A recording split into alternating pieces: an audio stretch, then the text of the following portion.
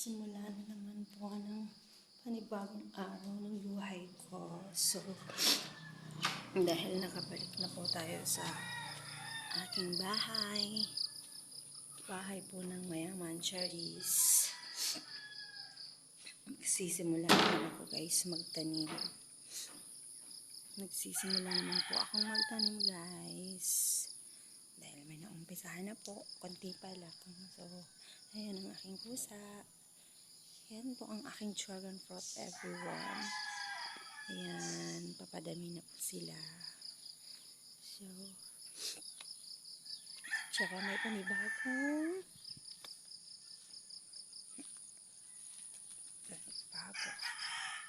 panibago na naman akong natanim. Ang aking mga papayang walang kamatayang papaya guys. Look at that. At ito naman yung panibago kong itatanim. This is kamatis. Guys, so at yan, masyado pang madamo ang aking mga tataniman. So, libat natin.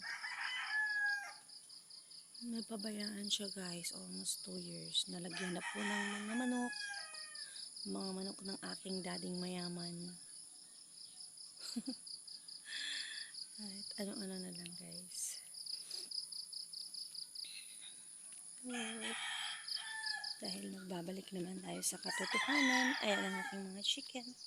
Ililibot ko muna kayo dito sa aking sakahan. Sakahan.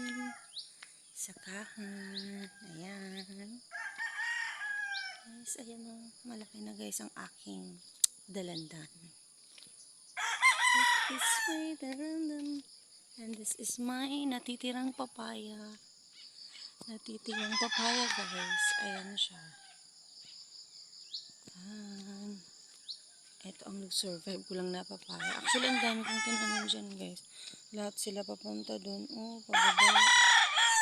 Pero eto lang yung natira. Nang dahil sa baha.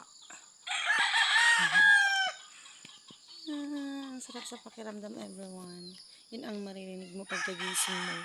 Mga tilaok ng manok.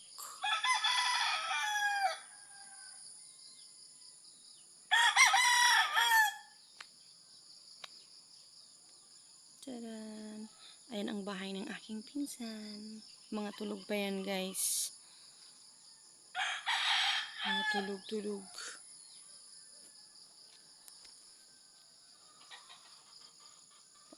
So, bye muna everyone. See you tomorrow.